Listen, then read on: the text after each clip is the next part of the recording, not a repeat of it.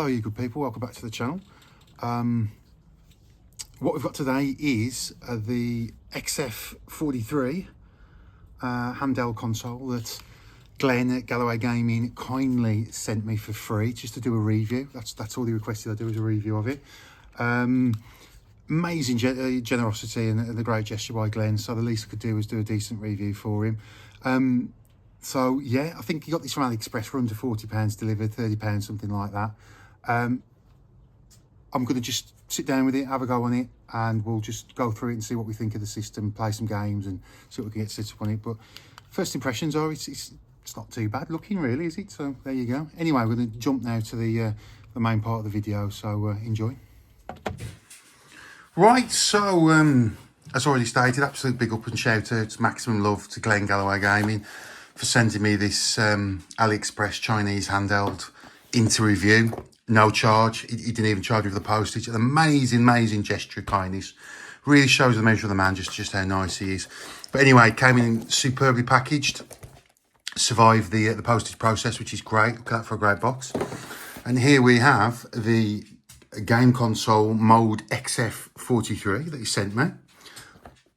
Recall your childhood and share the happiness. I remember that slogan from a video he's done on this already, I think. But yeah, there's the specs. Gonna make that out.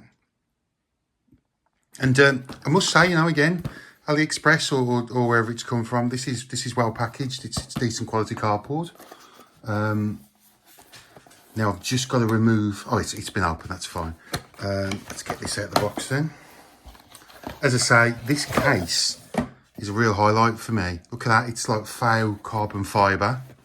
Not too keen on that logo, but certainly that side, that faux carbon fibre is really nice. I'm happy to put my PSP or a Game Boy or whatever fitted in there, because that is a really nice case. Just got to keep it on that side just to avoid the silly logo there. And yeah, let's get this bad boy out. So we're getting it all zipped. Yeah, nice carrying hold all there. Looks fairly decent. Got net to keep your wire, so that's going to be the USB charging lead. Just 1 second. Yeah, standard issue USB-C. That's good. I wonder if it's fast charge as well, USB-C to C. I might test that, don't know. We've got instructions, and we've got some screen wipes as well. Wow. I don't know how much Glenn paid for this. I think it was under £30 delivered, I think. You know, screen wipes with your handheld console coming free. You wouldn't get that in the Switch 2, would you? That's amazing. Standard issue kind of AliExpress instructions there, you know, in colour. Decent quality paper. So that's all good. XF43 sounds like some kind of experimental jet from the late 1950s, early 60s, doesn't it? The XF43. Okay, so that's that out. Nice bit of protecting covering there on the screen as well. It's like polystyrene. Here comes a big reveal. Polystyrene removed, and there it is. It looks nice. It feels nice. Quite ergonomic. Top left analog stick feels a little, I describe it like it's pressed in, a little bit sloppy, but the right analog stick is nice. Maybe too loose compared to the time. I bet it'll work okay. Buttons feel nice. Triggers feel nice. Buttons nice and clicky. D-pad as you'd expect. That's the back of it. Looks like it's got one speaker maybe, mono speaker there. And then we've got, what we got? You've got HDMI out on this. Wow, okay. I might try and get some capture footage on this as well. Host, on off. The TF, the SD card. DC, OTC, I don't know what that is. And a headphone jack, which is important as well, because if you're out and about, you don't want to be blasting your stuff out if you're on the bus or the train and being antisocial. Okay, HDMI, that looks like a mini HDMI output though, doesn't it? I haven't got a mini HDMI cable, unfortunately. But yeah, nice looking machine. Sorted. Right, back again. You might hear some panting doggy breath in the background. We just took the dogs for a walk. They're a little bit hot at the moment, but they're okay. So let's just remove the screen protector. And I'll switch this on. That's the on button there. If we can get that on, yeah. Just get it powering on.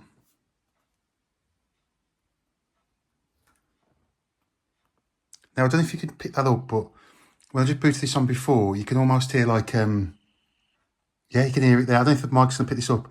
Like a mechanical hard drive. I know it's running the games off an SD card, but this device seems like it's got some kind of hard drive in it. You can hear it kind of whirring away. Usually like on the system on the chip, aren't they? Or running straight from the SD card. But I think there's a hard drive in this, which makes it interesting. Now, what I like about this is the presentation. Good menu system. I think it's running EmuElec. Is it EmuElec? The emulator, but the presentation's really nice. And every time you go into a menu, you get this nice background tune that changes a lot, and you hear lots of kind of like old school retro game sounds, which is great. Let's let you have a listen for a second. How groovy is that? And then going to MAME. All this stuff should run. But what's interesting on MAME, I've noticed, is when it's in the video preview, you can actually hear the game's music and sound effects from the preview video, which is a really, really nice touch, as you can see there. So I'll just come out of there. Right, so I'll just have a playthrough through it. One thing I don't like is the flashing LEDs. It's very, very childish. I don't know if there's an option to switch that off or something, you know, in the firmware, I don't know. I'm not being too critical of it. As I say, it's not distracting from the gameplay. I wouldn't want to be out in public in the dark with this flashing away like that, you know what I mean? But yeah, anyway, right, let's kick off and we'll go through some of the games and hopefully get an insight into what works and what doesn't. So let's kick off randomly with a CPS2 game. And we're going to play one of my favourites. X-Men versus Street Fighter. Let's go. All right, let's boot it up.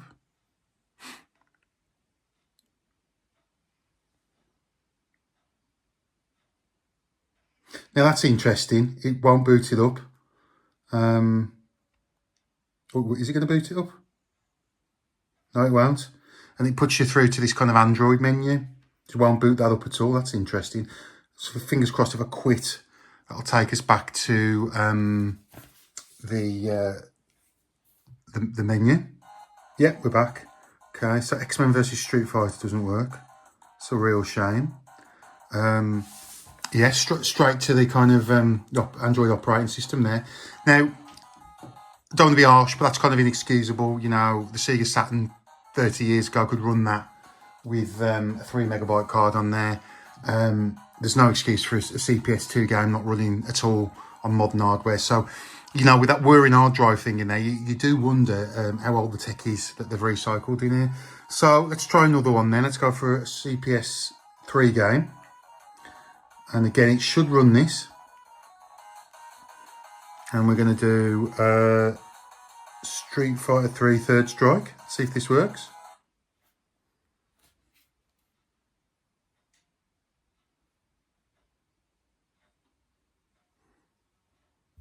This doesn't look good, black screen. Guys, this is like the black screen. Oh, hang on, no. Failed initializing driver. This is unexpected, you should probably report it. Okay. Right, that's the same thing again now. This is maybe a software issue. The folks over in China who put this together maybe didn't put the drivers on they needed to, so I'll quit out of there. But yeah, you've got just your Android operating system. I'll quit that again. Should take us back to the menu. So that's 2 games, CPS games, that have gone to, that won't boot. So that's a little bit worrying. If you know what you're doing, you could probably update things, put drivers on here. I don't know. But that really should work. CPS2, CPS3 should work out the box in 2025 for this kind of stuff. Anyway, let's push it again. The stuff that never normally works on these kind of things. Let's have a PlayStation game. And we're going to go for Tekken 3. Let's rock. Okay, that seems okay. Says there's no BIOS files found though. Interesting. Yeah, intro's working fine. I don't know if there's any volume controls on this at all. But yeah. Right. Intro video files working fine, no lag, that looks good. Let's hit the start button down there. And there you go, from your looking menu. Cut my finger today as well, so I don't want to get blood all over the white paintwork on this, so I put a plaster on. Right, let's crack on. This looks great, running fine. It's in widescreen as well. It doesn't look too bad at all. Not in the 4:3 original PlayStation ratio, but that's good.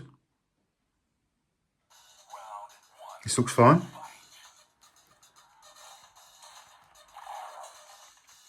Yeah, all the buttons kind of working as you'd expect with a PlayStation. Let's get a grab on the go. There we go. This is fine. Now this is a nice way to play Tekken.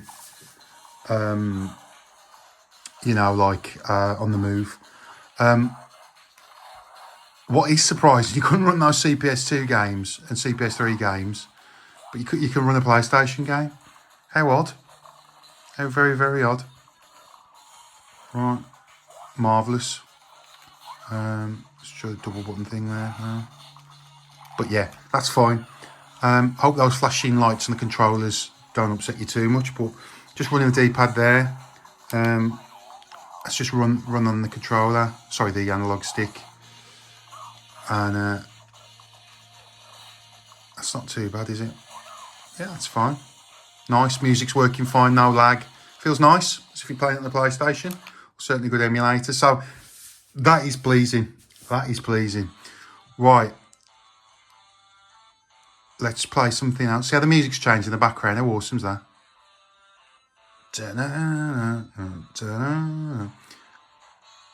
Great stuff. Rocking out here, guys. Right. Wow, that is getting me pumped up for a bit of PSP, that background music. Wow. Let's do the PSP. Now, this catches a lot of emulators out. A lot of ROMs on this PSP section. Street Fighter Alpha 3 Max. This is a fantastic game. Brilliant on the PSP. Let's see how it runs. Now, remember, it wouldn't run Street Fighter 3 CPS3, but it'll run the PlayStation portable version of Street Fighter Alpha 3. Right. Okay. Do you wish to begin the game without auto? Yes. Here we go. It's a good start. Audio's not garbled.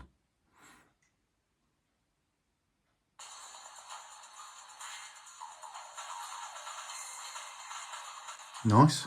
Now, if you look closely, you can see there's like a checkerboard on the graphics there. Now, when I emulated this on my emulation box, you know, it was a £20 special from China about 5 years ago. I got this same kind of issue as well, but I changed the emulator settings to a different emulator, and it got rid of it and it ran fine. So this probably just needs a tweak with the emulator settings again. I don't know how you do it on this one, but it should look a lot better when you do that. Oh, funny. Doesn't look too bad. As I say, you can just see some faint lines on there. What arcade mode? No, I don't want to. What's going on here? This is very confusing. What arcade mode? Okay, let's go. Ryu, yeah? Sorted. This is a brilliant game, brilliant version of Street Fighter Alpha 3, this. Would recommend if you've got a PSP, you can emulate it.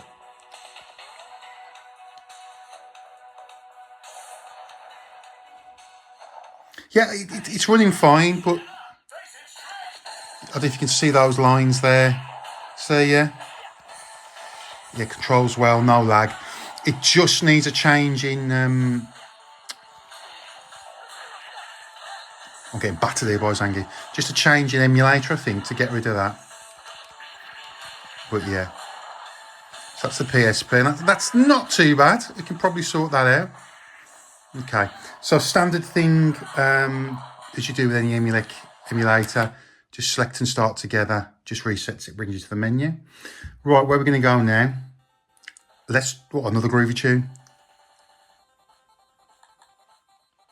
Oh, Teenage Mutant Ninja Turtles on the NES, nice. Let's try the mighty Dreamcast. Marvel vs. Capcom, New Age of Heroes.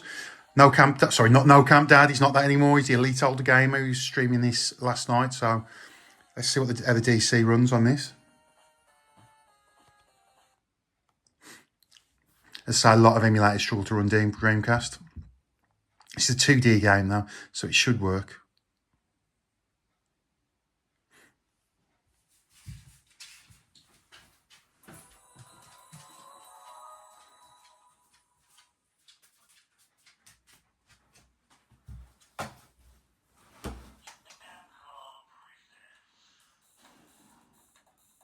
Okay, intro seems okay. I love the music on this game. So jazzy, so funky.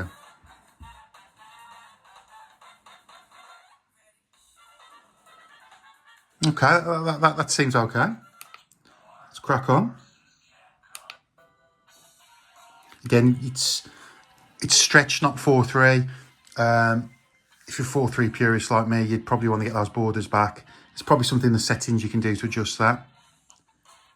Wrong button again.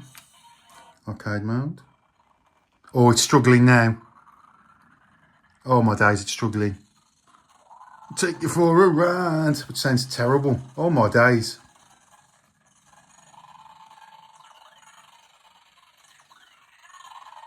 Oh gosh, that's bad. Should be able to run a Dreamcast 2D game. Come on, guys. Oh my, that's unbearable. That is bad. But again, these things are cheap, you know. I mean, you can't expect everything, can you? That's a shame. Let's just come out of that. Okay, so, you know what? Let's try a Mega Drive game. Oh, Super Shinobi, bit of Yuzo Koshiro in the background. This is worth buying for the background music, guys. Listen to that. Mega Drive classic tune there by the mighty Yuzo Koshiro. And coincidentally, we're now going to play a Mega Drive game. Nice to see Sega Mega Drive instead of Genesis as well. Clearly aimed for the European, Japanese market. Respect. Does that move it down quicker? Yeah. No? Yeah, so the triggers kind of move it down quicker, hopefully. Do they? No?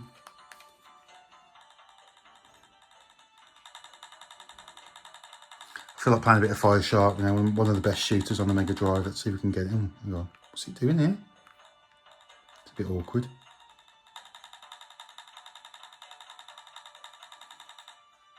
Are all the ROMs gone?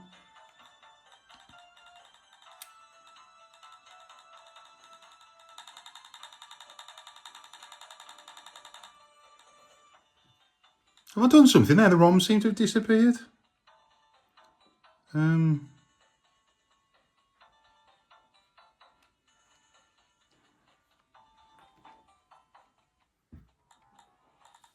That's weird.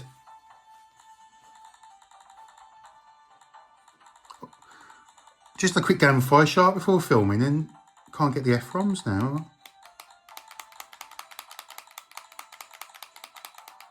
That is really, really weird. That is really strange. Back.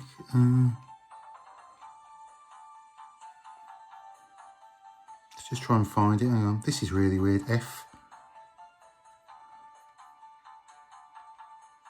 It's not having it. Oh, I am sorry, Glenn. Your Mega Drive ROM seems to have disappeared. Sure, they haven't deleted or anything like that. Options.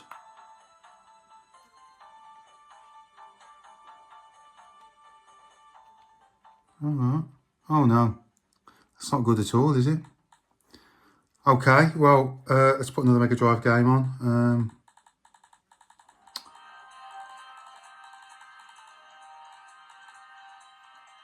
Bit of Dragon's Fury. Western version of Devil Crash. Good pinball game, this.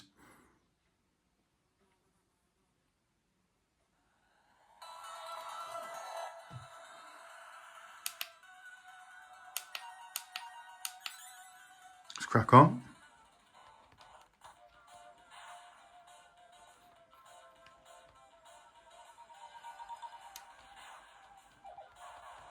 Yeah, really good game this is. Looks great. It is stretched. I would prefer 4.3, but it doesn't look too out of proportion. Sounds and looks good. Screen looks nice. Really good game this. And if you can play the Japanese version with its darker imagery, that's even better. Devil Crash. Also in the PC Engine this. Great game. Bit worried where the rest of these Mega Drive ROMs are gone though. I'm sure I'll find them. Sorry about that, Claire. That's really weird. Anyway, marvellous. So Mega Drive don't look too bad, but I would prefer it in 4.3. Okay, let's try the PC Engine. Oh my God, the PlayStation start-up sound now. Wow. Incredible. PC Engine. Every menu screen needs music like this. While it's quiet, I don't know, I just hope you can pick up this hard drive noise here. This is Afterburner on the PC Engine. I'll just wait to go quiet again. I just want to see if you can hear and I'm not going mad, there is like a hard drive on this that you can hear ticking over, mechanical hard drive.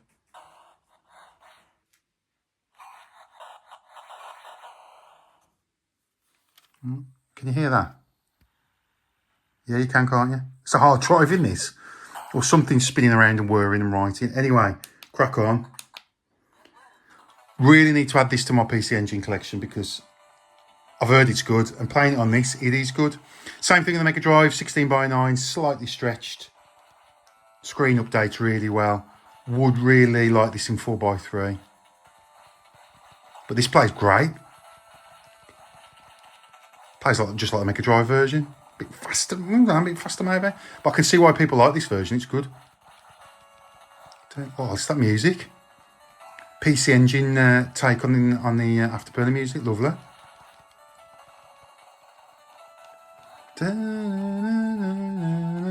Awesome.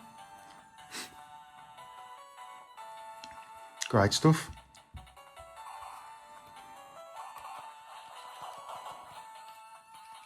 Yeah, if I can ever get this for a decent price, I'll definitely get this for my PC Engine. Love Afterburner, love the music. Right, let's crack out of there. And we are now going to look at something that should push it. Oh, it's that music. We are going to go to a Neo Geo Giga Power game, a later Neo Geo game. Because sometimes they struggle with this, and we're going to go for a bit of real Fatal Fury.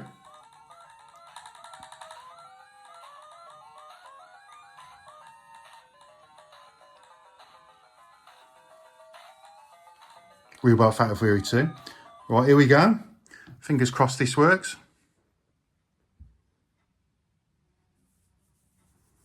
It's taking its time. It's not a black screen of death, something's happening. Time for some iconic Neo Geo boot up, hopefully. And there you go. Sorry for ruining all this with me humming to tunes, but you know, they're addictive, aren't they?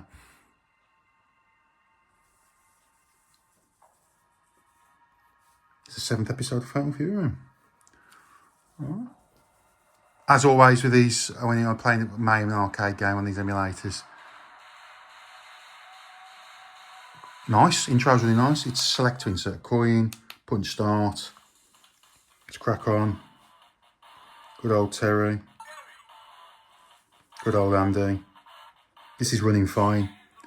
Again, this, you know, it's a right mixed bag, isn't it? Like,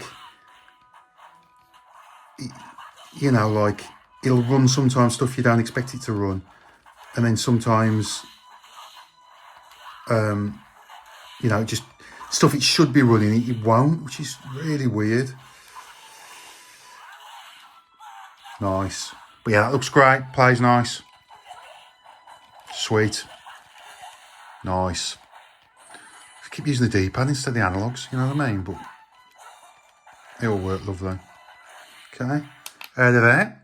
Now we're going to go to a game that catches these cheapo emulators and emulator systems out on MAME, and that's Galaxy Force 2, or Galaxy Force. Cracking tune there. Yeah, navigating these menus can be a bit long-winded. They look good though. Now, a lot of these emulators refuse to play this. And let's see if this one's any different.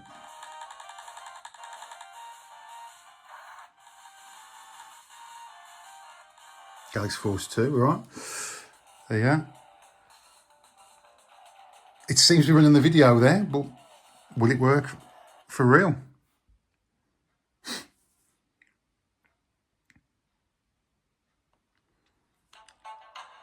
No, it won't. It just reboots. It's not having that at all. So just like the rest of them, Galaxy Force 2 won't boot. Let's try something else I might struggle with is Night Striker. A lot of them, these emulators struggle with like scalar games. So let's try a bit of Night Striker.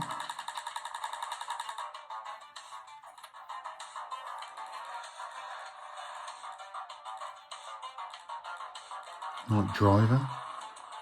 Night Stalker. What's a Night Stalker? Anyway, Night Striker. Right. This might not work.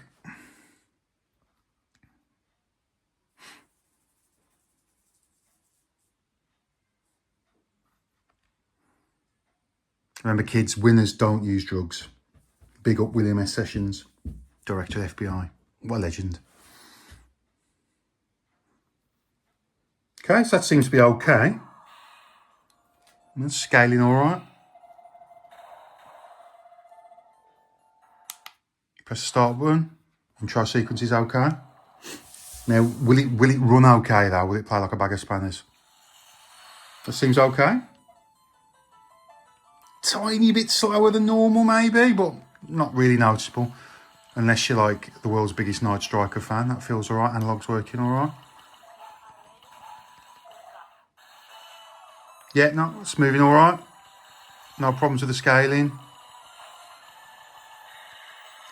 Yeah, that seems all right. Yeah, it's nice. That's nice, that Night Striker will run. Simple scaling blast. This is it's decent for a quick go.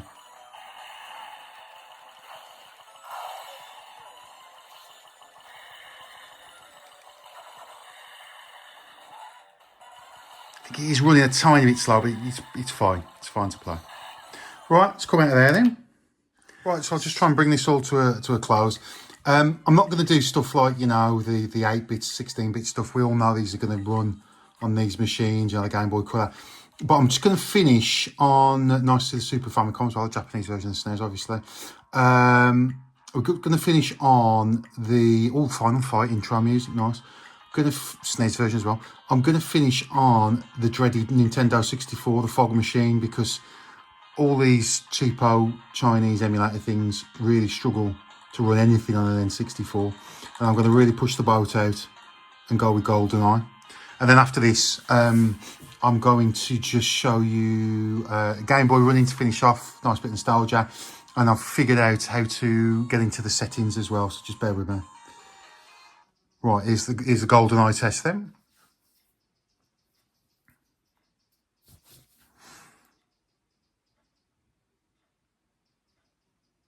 Okay, it's starting all right. Fingers crossed. Okay, we've got a Nintendo logo rotating all right, no lag. Good sign. And there's Rareware flying around as well. That's not too bad.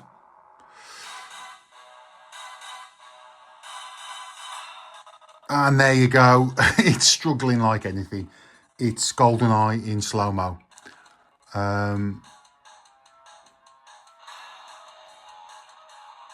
Oh, music's gone back to normal speed now. There is hope. Oh no, it's really struggling.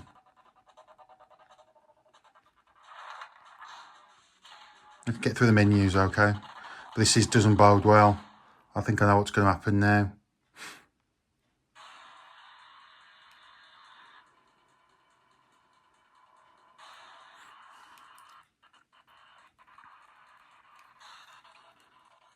I don't know if you can see that at all, with a bit of glare. But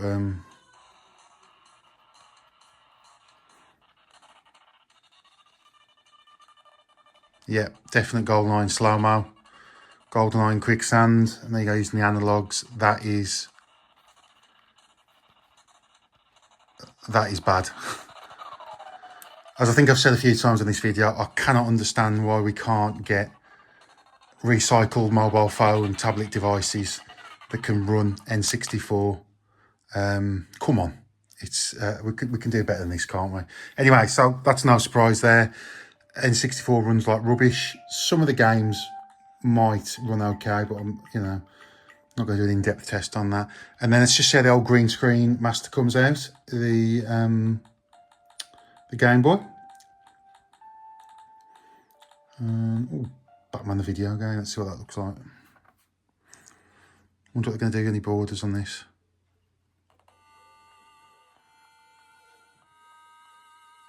Okay, it's in white rather than green. I would have preferred green for the old school Game Boy vibes. And it's stretched as well, which isn't very Game Boy, is it? It needs to be 4:3. Looks nice though, just stretched.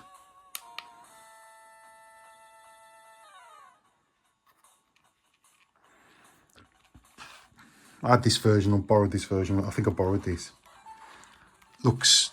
Doesn't really push the Game Boy's graphical capabilities, but you know, plays nice.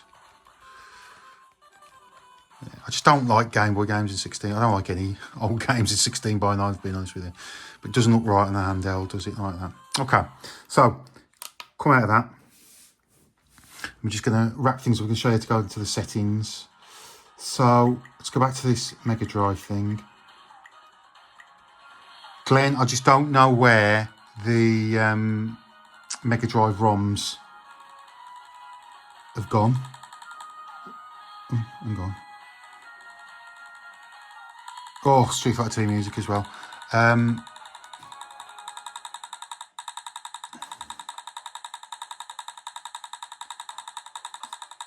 This will just stop at F, won't it? Or will it? Oh, it's working again now. I tell you, this is weird, isn't it? You all saw that on video before, where the ROMs just appear to disappear. Up to F. Don't know what's happened there. Let's just load Joe and Mac.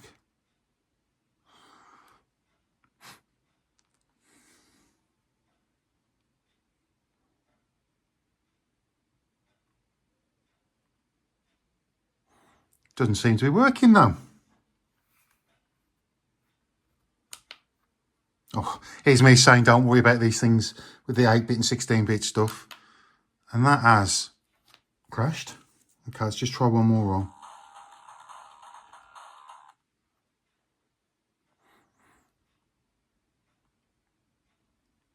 So it's recognising the ROM. Oh, it's working there. Might have just been a bad ROM on Joe and Mac. There you go. Okay, so before I do my kind of concluding remarks on this, let's just show you to go into the settings. So it's start, and then you've got your Emulec settings, and you've got things like system settings.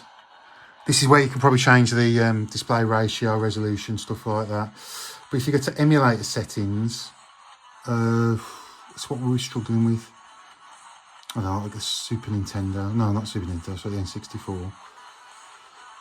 And if you change it from auto to the different ones, you might get better results. Now, I know I was saying about some of these games struggling.